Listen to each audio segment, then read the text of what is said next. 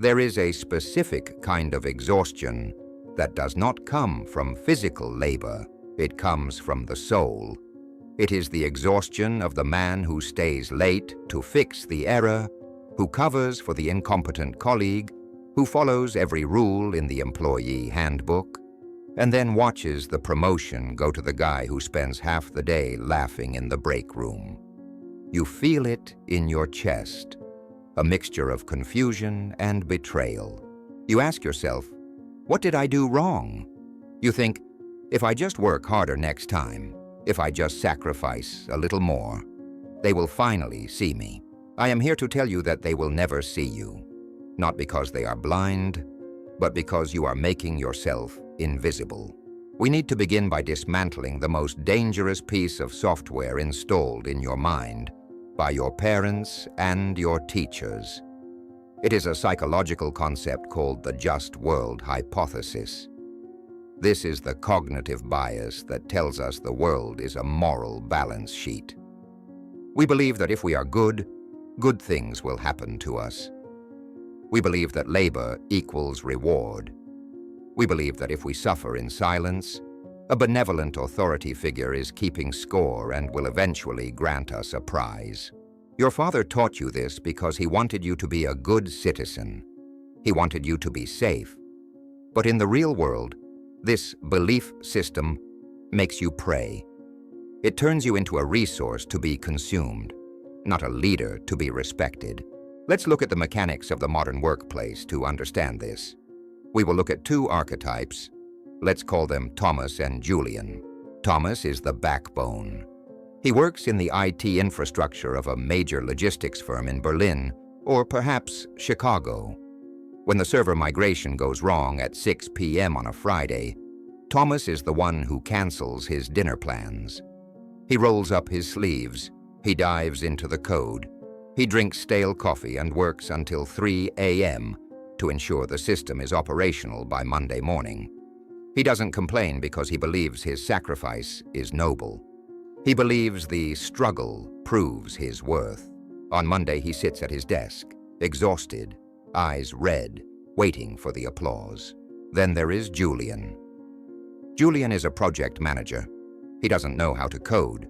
He left at 5 p.m. on Friday to have drinks with the vice president. On Monday morning, Julian walks into the meeting room, well-rested, wearing a crisp suit that costs more than Thomas's monthly rent. Julian opens a slide deck. He points to the green check marks on the screen, the check marks Thomas created with his sweat, and he says, "We successfully navigated the migration this weekend." Everyone claps. Julian gets the bonus. Thomas gets more work. Why? Is the world simply evil? No. The world is efficient. The world follows the law of least effort. Thomas made a critical strategic error. He confused value with effort. He thinks he is being paid for the pain he endures. But the market does not care about your pain. The market cares about the perception of value. By making himself the one who fixes the mess in the dark, Thomas branded himself as the mechanic. You do not promote the mechanic to the boardroom. You keep the mechanic in the garage because that is where he is useful. If you are too good at digging holes, they will not take the shovel away and give you a scepter. They will just get you a bigger shovel. Julian, on the other hand, understands optics. He understands that power is not about doing the thing. It is about owning the narrative of the thing. He positioned himself as the face of success, while Thomas positioned himself as the hands of labor. This is the uncomfortable truth your father never told you. Hard work, when displayed openly, often signals low status. Think about the aristocracy of the past, or the billionaires of today. Does the king look sweaty? Does the CEO run around the office in a panic, carrying stacks of paper? No. They project a sense of ease. They project sprezzatura, the art of making the difficult look effortless. When you wear your burnout like a badge of honor, you are signaling to everyone around you that you are struggling to cope with your reality. You are signaling that you are at capacity, and you do not give more power to a man who is already drowning. You have been conditioned to think that shortcuts are cheating. You were told that taking the easier path is lazy. This is slave morality. In the game of power, efficiency is not laziness, it is intelligence. If you can achieve a result in 4 hours using leverage, software, or delegation, and another man takes 12 hours using brute force, you are not cheating, you are superior. You are operating at a higher level of existence. But you feel guilty, don't you? You feel that if you aren't suffering, you aren't earning it. That guilt is the cage. That guilt is why you are stuck in middle management while idiots rise above you. You call them idiots, but they are outplaying you because they are playing chess while you are playing a contest of who can carry the heaviest rock. It is time to overwrite this programming. We are not saying you should be incompetent. Competence is the baseline, but competence without strategy is just servitude. You must stop hoping that your work will speak for itself. Work does not speak. It has no voice.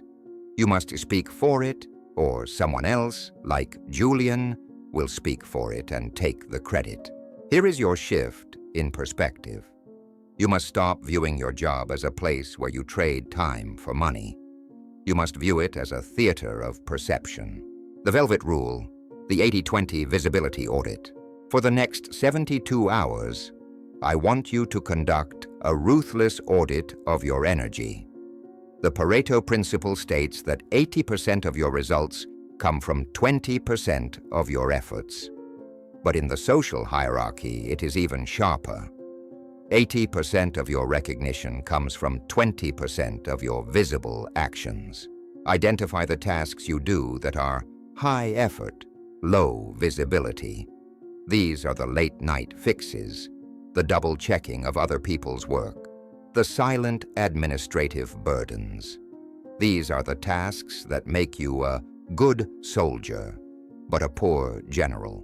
Now identify the tasks that are low effort, high visibility. These are the presentations, the kickoff meetings, the emails where you summarize the win, the moments you solve a specific, expensive problem for a superior. Your goal is to slowly, methodically shift your weight. Stop volunteering for the invisible martyrdom. Let the fires burn a little longer if you aren't the one holding the hose. When you do solve a problem, do not do it quietly. Frame it. I noticed this critical failure in the data structure, so I restructured the workflow to save us 15 hours a week. Send that email. Copy the boss's boss. It is not bragging, it is reporting the news. If you don't report the news doesn't exist. You must detach your self-worth from your sweat. Stop waiting for the world to be fair. The world is a mirror. It reflects what you project. If you project the image of a tired, overworked mule, the world will mount you and ride you until you collapse. If you project the image of a calm, effective architect, the world will hand you the blueprints. But this brings us to a deeper problem. If you are going to stop being the worker bee and start being the architect, you have to change how you present yourself to the world. You have to change your personality. And this terrifies you because society has told you that you must be yourself. They told you that authenticity is the highest virtue. They lied. Being yourself is why you are vulnerable. Being yourself is why they know exactly how to hurt you. If you want to stop being a victim, the first thing you must sacrifice is your obsession with being real. Modern culture screams one command at you louder than any other: just be yourself. It is on every inspirational poster, in every movie, and in every piece of advice your friends give you when you are nervous. They tell you to be authentic. They tell you to be vulnerable. They tell you to show your flaws, because flaws are beautiful and People will love the real you. This is, without a doubt, the most damaging lie of the modern age. It is a trap set by a society that wants you to be predictable, manageable, and safe. Think about who wants you to be transparent. The police want you to be transparent. The tax collector wants you to be transparent. A predator wants his prey to be transparent. When you are fully yourself, when you broadcast your fears, your insecurities, your financial troubles, and your doubts, you are handing the world the manual on how to dismantle you. You are walking into a sword fight and taking off your armor because you think it makes you look more relatable. You are not winning, friends. You are bleeding in the water. To understand why this is fatal, we must look at a psychological concept known as the halo effect. The human brain is lazy. It is a cognitive miser. It does not have the time or the calories to analyze the deep, complex reality of your soul. Instead, it judges you based on a few surface-level signals, and then assumes everything else matches those signals. If you are well-dressed, calm, and articulate, the brain assumes you are also intelligent, honest, and competent. That is the halo. Conversely, if you are authentic about your stress, if you look tired, if your voice shakes because you are nervous, if you admit you are overwhelmed, the brain assumes you are incompetent, unstable, and weak. Let's look at a scenario that happens every day in the corporate towers of New York or London. Two men are up for the same high-stakes promotion. They are equally qualified. They have the same skills. The first man, let's call him David, believes in authenticity. He goes into the interview with the director and decides to keep it real. When asked about his management style, he admits, "Sometimes I struggle with imposter syndrome, and I get really anxious before big deadlines, but I care a lot." He thinks he is building a connection through vulnerability. He thinks he is showing emotional intelligence. The director smiles and nods. But inside the director's primal brain, a red flag goes up. Anxiety? Imposter syndrome? Is this man going to crack under pressure? Do I have to babysit his emotions? David has just disqualified himself by being honest. The second man, Marcus, understands impression management. This is the psychological art of controlling the information you reveal to shape how others perceive you. Marcus is also terrified. Marcus also has imposter syndrome. But Marcus knows that the interview is a theater, not a therapy session. When Marcus sits down, he projects absolute calm. He slows his breathing, he keeps his posture open. When asked the same question, he says, "I focus on preparation. I ensure my team has the resources they need so that when the deadline comes, we execute without panic." He didn't lie about his skills. He simply edited out the internal chaos. He curated the avatar. The director looks at Marcus and sees a rock. He sees a leader. He assumes Marcus is confident in every area of his life because of the halo effect. Marcus gets the job, David gets the sympathy, and then he gets passed over.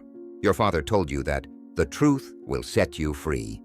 In the social hierarchy, the unvarnished truth will set you back. You might say, "But I don't want to be fake. I want people to like me for who I am." This is a childish fantasy. Adults do not interact with souls. They interact with personae. The word person comes from the Latin word persona, which literally means mask. To be a person is to wear a mask. This is not deceit, it is civilization.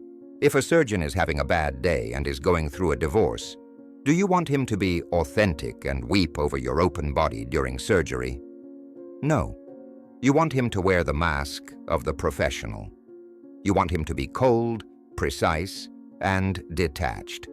His fakeness keeps you safe. So why do you think it is okay to burden your boss, your clients, or even your early-stage romantic partners with your unfiltered chaos. When you overshare, you are not building intimacy. You are signaling a lack of containment. You are signaling that you cannot handle your own internal reality. Society pushes vulnerability because vulnerability makes you easy to exploit. If I know you are insecure about your intelligence, I can manipulate you by questioning your ideas. If I know you are desperate for money, I can lowball your salary. If I know you are lonely, I can sell you a bad relationship. The powerful do not show you their cards. They show you the back of the card. They show you the pattern they want you to see. This leads us to the actionable strategy. You must stop trying to be understood by everyone and start trying to be respected. Respect requires distance. It requires a bit of mystery. The velvet rule, the gray rock persona. For the next 72 hours, practice the art of strategic withholding.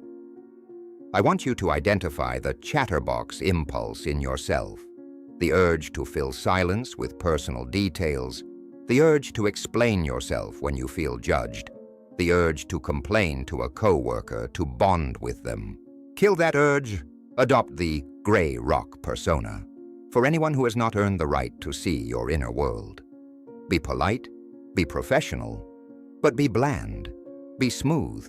Give them nothing to grab onto. When someone asks, "How are you?" do not give them the weather report of your misery. Say, "I am focused. Things are moving well." When a boss criticizes you, do not launch into a defensive explanation of why you made the mistake, because you were tired or distracted. That is authentic weakness. Instead, simply say, "Understood. I will correct it." Notice the power shift.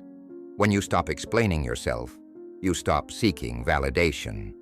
When you stop seeking validation, you become the judge rather than the judged. You will see people start to look at you differently. They will lean in. They will try to figure you out. By removing the noise of your insecurities, you force them to project their own fantasies onto you. They will assume you are smarter than you are. They will assume you are stronger than you are. Let them. You are building an avatar, a construct. This avatar is the version of you that can handle the world. The real you, the soft, sensitive, fearful part, is precious. It belongs in a vault. It belongs only to the very few people who have proven over years that they will not use a knife when you show them your neck. Everyone else gets the avatar. Everyone else gets the mask. But there is a specific danger that comes after you master the mask. Once you stop bleeding in front of people, you will start to realize how much they bleed on you. You will realize that while you are holding your frame, others are constantly trying to cross your boundaries, often with a smile. They use a weapon that is even more subtle than authenticity. They use kindness. They use your own morality against you. They know you were raised to be a giver, to be helpful, to turn the other cheek, and they will extract everything you have, not by fighting you, but by asking nicely. You are about to learn that your generosity is not a virtue. It is a leak in your hull. There is a bitter taste in your mouth that you rarely admit to anyone. It is the taste of resentment. You are the friend who answers the phone at 2 a.m. You are the colleague who agrees to cover the shift. You are the partner who forgives the forgotten anniversary, the rude comment, the lack of effort. You tell yourself you are doing this because you are a good person. You tell yourself that eventually they will realize how valuable you are and return the favor. They won't. In fact, the more you give, the less they respect you. You have noticed a disturbing pattern. The people you treat the best often treat you the worst. Meanwhile, they chase after the people who treat them with indifference. This happens because you misunderstand the fundamental laws of human economics. You are operating on the karma model. If I put good in, I get good out. But the world operates on social exchange theory. This theory dictates that all human relationships are formed by the use of a subjective cost-benefit analysis and the comparison of alternatives.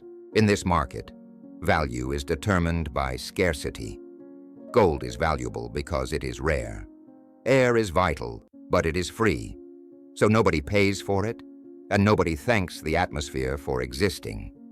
By being unconditionally kind, by always being available, by never saying no, you have made yourself as common as air.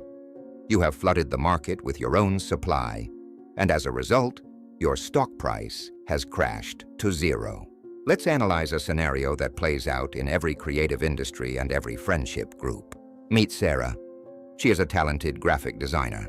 She has a friend, Alex, who is starting a business. Alex asks Sarah, "Hey, can you just take a quick look at my logo? Just give me some thoughts." Sarah, being a good friend, spends 3 hours analyzing it, fixing the colors, and sends back a detailed report.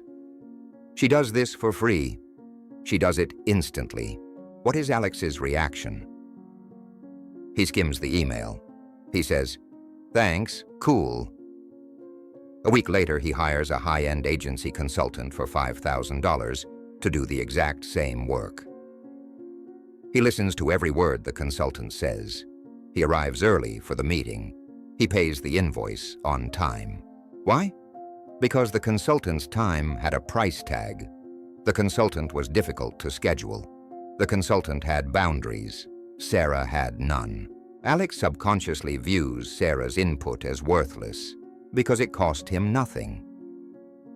Worse, when Sarah eventually asks Alex for a favor, he feels annoyed.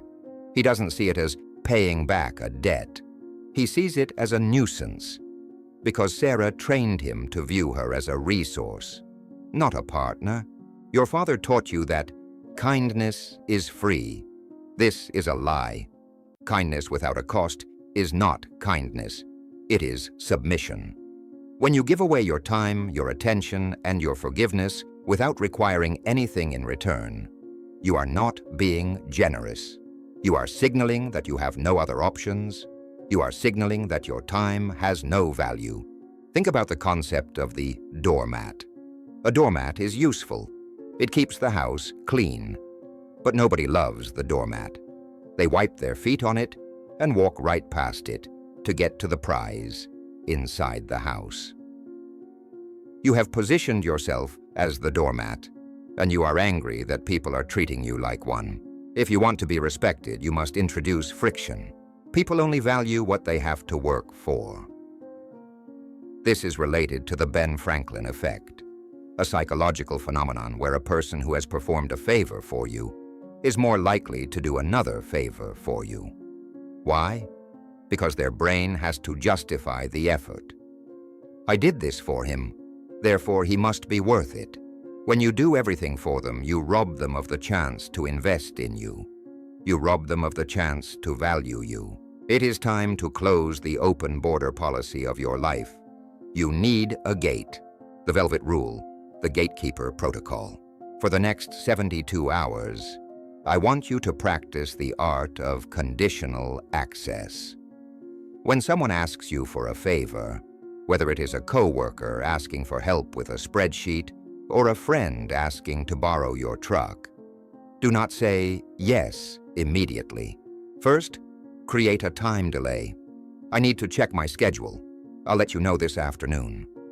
This signals that your time is already accounted for, even if you are just going to sit at home and read. Scarcity creates value. Second, if you agree, ask for a micropayment. I don't mean money, I mean a friction cost. I can help you with that report, but I need you to format the data first so I can read it. I can help you move, but you need to have everything packed in boxes before I get there. This is not being mean. This is being professional. You are filtering out the parasites. The people who only want to use you will fade away because you are no longer easy. The people who respect you will step up and meet your standard. You are teaching people how to treat you. Every time you say yes to a request that disrespects your time, you are training that person to disrespect you again.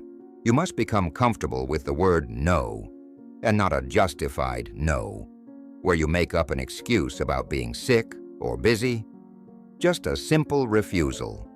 I can't do that right now. The first time you do this, they will be shocked. They might even call you selfish. Good. Selfish is the word people use when you stop doing what they want and start doing what you need. But as you start to erect these fences, you will notice something painful.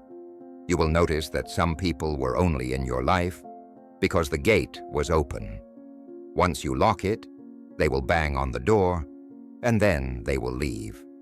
And you will realize that your loyalty to these people was actually a prison sentence you imposed on yourself.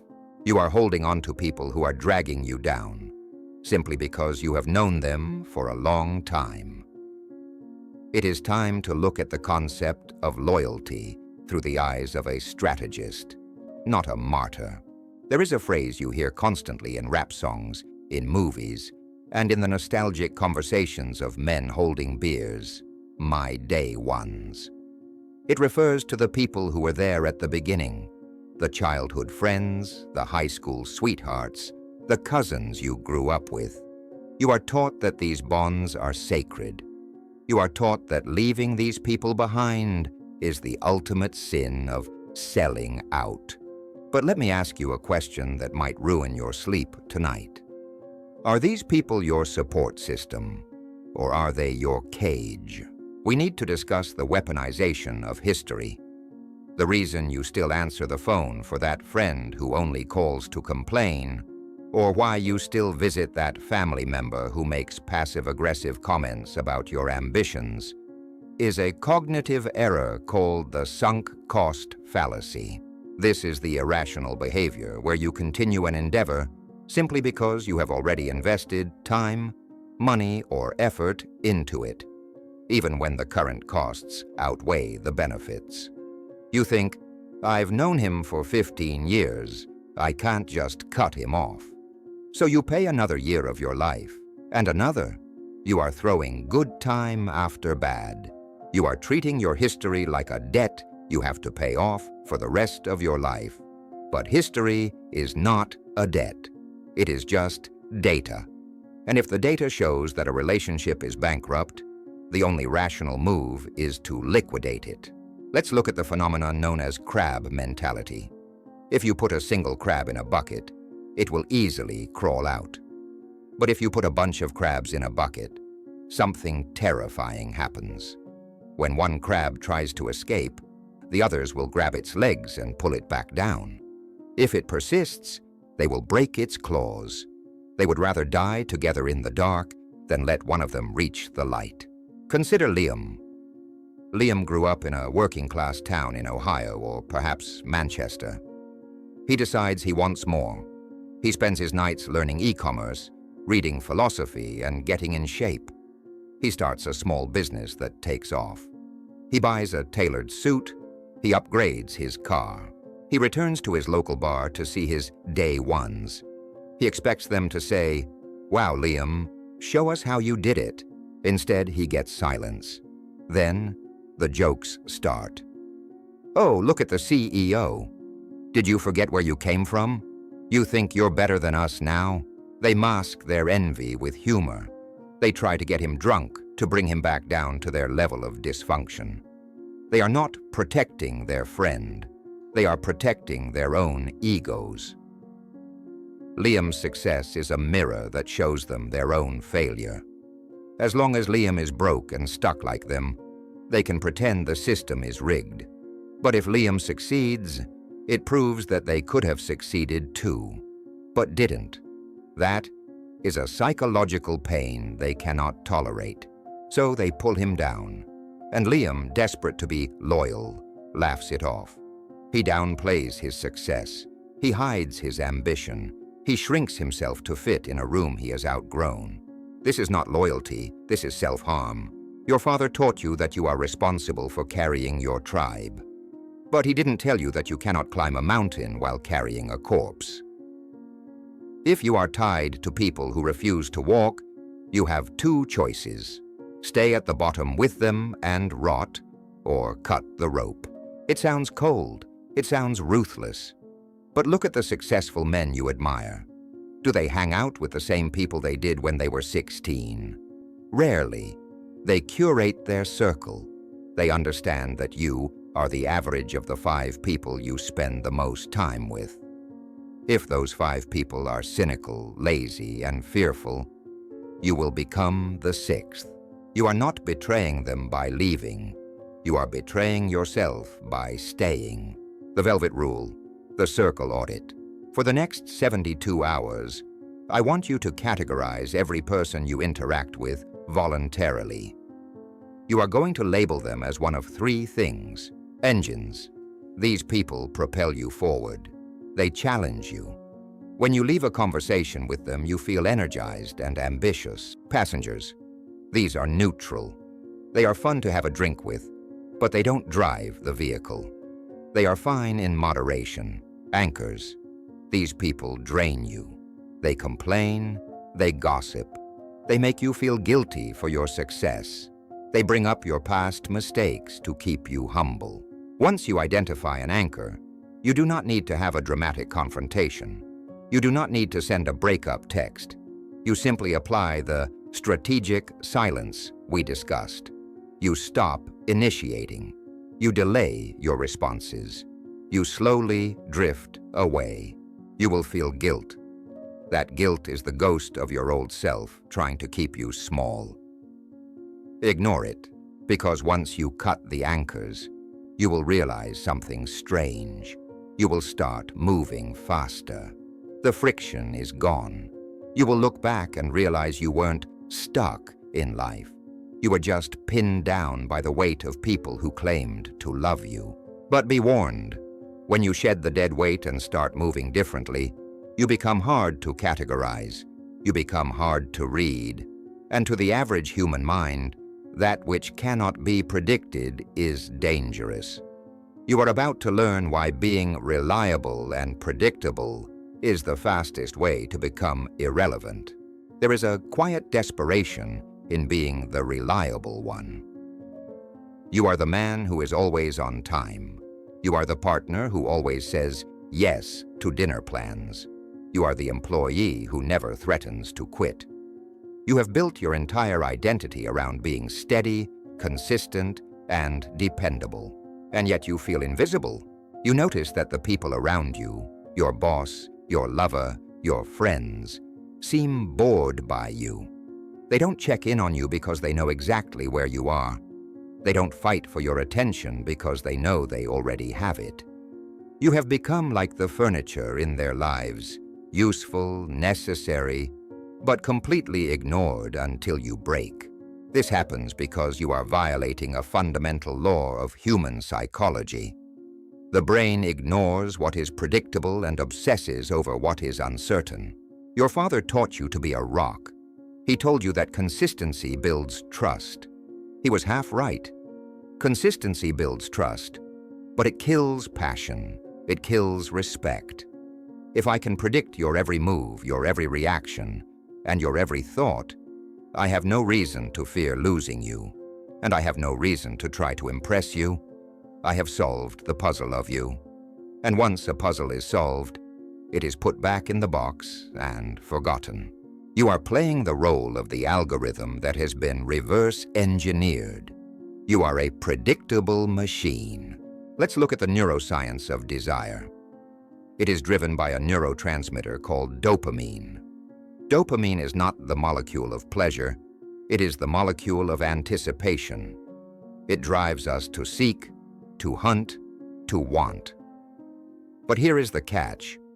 Dopamine only spikes when there is a possibility of failure, when the reward is uncertain. This is known as intermittent reinforcement. Think of a slot machine. If you pulled the lever and won $10 every single time, you would pull it for a while. But eventually, you would get bored. The machine is broken. It is a vending machine. But if you pull the lever and sometimes you win nothing, Sometimes you win $5, and rarely you win $1,000. You will pull that lever until you starve. You are addicted to the uncertainty. Now look at your own behavior. You are the vending machine. You dispense the same kindness, the same availability, and the same predictable reactions every time someone pushes your button. You are boring because you are guaranteed. Consider the dynamic in a long-term relationship. Let's look at Mark. Mark is the perfect boyfriend. He texts back immediately, every time. He agrees with whatever movie she wants to watch. He never cancels plans. He is an open book. Mark thinks he is creating security. In reality, he is killing the tension. His partner stops wondering about him. She stops fantasizing about him because there is nothing left to imagine. She knows exactly what he is doing. He is waiting for her. Then there is Julian. Let's bring back our effective archetype. Julian is also a good partner, but he is not a servant. Sometimes he texts back instantly. Sometimes he is busy building his empire and doesn't reply for 4 hours. Sometimes he agrees to dinner. Sometimes he says, "No, I have plans tonight. Let's do Tuesday." He is not being toxic. He is not playing mind games for the sake of cruelty. He is simply prioritizing his own mission. But because his availability is not guaranteed, his partner values it more. When Julian is present, it feels like a gift. When Mark is present, it feels like a default setting. The scarcity principle dictates that we value what is rare. If your agreement is rare, your yes means something. If your yes is automatic, it means nothing. You must introduce volatility into your character. This does not mean you become unstable or emotional. That is weakness. It means you become less accessible and less predictable in your choices. If you are always the peacemaker at work, the one who smooths things over, try being the one who lets the conflict happen. Sit back and watch. Let them wonder why you aren't fixing it. If you are always the one who initiates the conversation, stop. Go silent for 3 days. Watch who reaches out to you. Watch who panics when the machine stops dispensing attention. You are terrified to do this because you think, if I stop doing everything, they will leave. If they leave because you stopped being their servant, they were never with you. They were with your utility. It is better to know that now. But usually the opposite happens. When the furniture starts to move, people pay attention. When the nice guy suddenly shows he has a spine, people sit up straight. They realize that you are not a static object. You are a dynamic force, and a dynamic force must be respected, or it might crush you. The velvet rule, the pattern break. For the next 72 hours, I want you to identify one routine where you are autopilot predictable. Maybe you always eat lunch with the same colleagues. Maybe you always call your partner at 6 p.m. Maybe you always agree to take on the extra project on Friday. Break the pattern. Do not announce it. Do not explain it. Just do something different. Eat lunch alone with a book. Don't call at 6 p.m. Wait until they call you or call at 9 p.m. Say no to the project with a smile. I can't this week. Watch their reaction. You will see a flicker of confusion, followed by a flicker of respect. They have to recalculate their assessment of you. Wait, is something going on? Is he talking to someone else? Is he leaving? Good. Let them worry. Worry is a form of investment.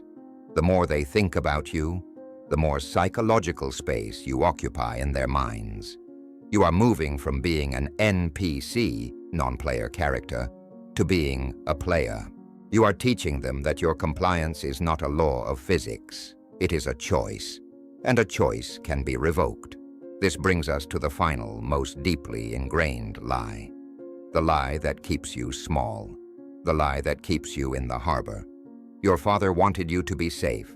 He wanted you to have insurance, a pension, and a steady paycheck. He taught you to fear risk. But in a world that is changing faster than ever, playing it safe is the most dangerous move you can make. You are hiding in a bunker that is about to be buried. It is time to open the door and look at the storm. We end with the advice that was whispered to you with the most love, and therefore did the most damage. Better safe than sorry. Your father wanted you to be safe. He wanted you to have a steady job with a dental plan. He wanted you to buy a house in a nice neighborhood and stay there for 30 years. He viewed risk as a mistake. In his mind, a good life is a straight line, a quiet journey from school to work to retirement to the grave, with as few bumps as possible. He raised you to be a ship in the harbor. But as the old saying goes, a ship in the harbor is safe. But that is not what ships are built for. And worse, ships that stay in the harbor do not stay pristine. They rot. The barnacles attach to the hull. The wood decays. The engine seizes up from lack of use. By avoiding the storm, you are ensuring your own slow decomposition. This obsession with safety is based on a fundamental misunderstanding of the world. You believe the world is stable and that risk is something you choose to step into. But the world is not stable. It is chaotic, volatile, and indifferent. Entropy, the tendency towards disorder, is the only constant law of the universe. When you choose safety, you are choosing to rely on external structures to protect you. You rely on the corporation to keep employing you. You rely on the economy to keep the dollar valuable. You rely on the government to keep the peace. You have an external locus of control. You believe your fate is in the hands of the system. But what happens when the system cracks? What happens when the merger is announced and your safe job is deleted by a line of code? What happens when inflation eats your safe savings? The man who avoided risk has no muscles to handle the chaos. He is like a zoo animal released and into the wild. He has been fed on a schedule his whole life. He doesn't know how to hunt. He doesn't know how to fight. He dies not because the forest is evil, but because he is fragile. You must understand the concept of anti-fragility. A porcelain vase is fragile. If you drop it, it breaks. A rock is robust.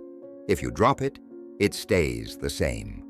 But a human being should be anti-fragile. Like a muscle or a bone, we require stress, resistance, and micro-damage to grow stronger. By protecting you from failure, your upbringing robbed you of your adaptation mechanism. Let's look at two men in the modern economy. Simon follows the safe advice. He works the same role for 10 years. He never asks for a raise because he doesn't want to rock the boat. He never starts the side business because most businesses fail. He never approaches the woman he wants because he fears rejection. Simon is avoiding small losses, but Simon is accumulating a massive hidden risk. He is creating a single point of failure. If he loses that one job, he is destitute. If he wakes up at 45 alone, he has no social skills to fix it. He has traded volatility for vulnerability. Then there is Victor. Victor takes risks. He invests in volatile assets. He starts projects that might fail. He speaks his mind in meetings, even if it annoys the boss. Victor takes microdoses of poison every day. He gets rejected. He loses money. He gets criticized. But Victor is anti-fragile.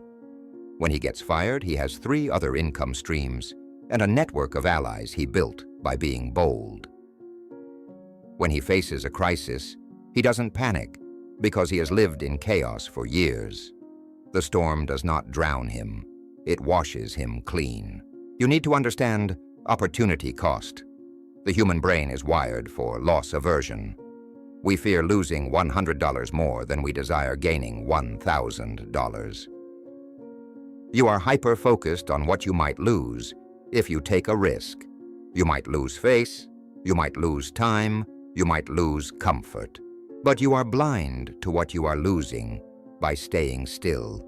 You are losing the man you could have become. You are losing the empire you could have built. You are losing the respect that comes from courage. Safety is a comfortable coffin. It feels nice and warm inside, but you are still buried. It is time to leave the harbor. You do not need to be reckless. You do not need to gamble your life savings on a whim. That is stupidity, not bravery. You need calculated, strategic exposure to chaos. The velvet rule, the micro-risk dose. For the next 72 hours, I want you to deliberately do one thing that triggers your safety alarm. I want you to do something that makes your heart beat faster. Post the opinion you have been too afraid to share publicly. Ask for the discount you don't think you deserve. Approach the person who intimidates you and introduce yourself. Wear the outfit that feels too bold for your office. When you do this, your body will react as if you are in danger. Your palms will sweat. Your mind will scream, "Stop! You are going to get hurt." Do it anyway, and then observe the result. Did you die? Did the sky fall? No, you survived. And in surviving, you realized that the danger was a hologram projected by your conditioning. You will feel a surge of power. That is the feeling of the cage door unlocking. That is the feeling of your risk muscle growing. We have now traversed the 6 lies that have kept you small. The lie of merit. You learned that results matter more than sweat. You are no longer a mule. You are an architect. The lie of authenticity. You learned to mask your weakness and curate your power. You are no longer an open book. You are a curated manuscript. The lie of kindness. You learned that access to you must be earned. You are no longer a doormat. You are a fortress with a gate.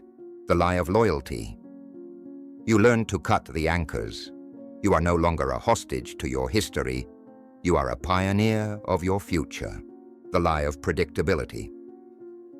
You learned to break the pattern. You are no longer a machine. You are a player. The lie of safety. You learned to embrace the storm. You are no longer a victim of the system. You are anti-fragile. This is not a comfortable transition.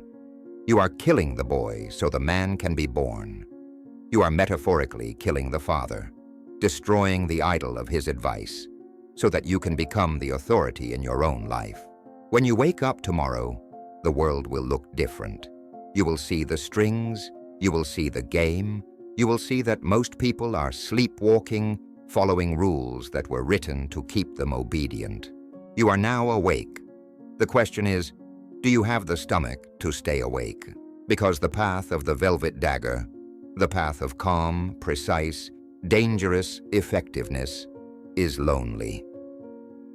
There are no crowds here. The sheep herd together for warmth. The wolves walk alone or in small, tight packs. You have the software. You have the codes. The rest is up to you. If you found value in this dissection of reality, if you are ready to stop being harmless and start being effective, subscribe to the channel.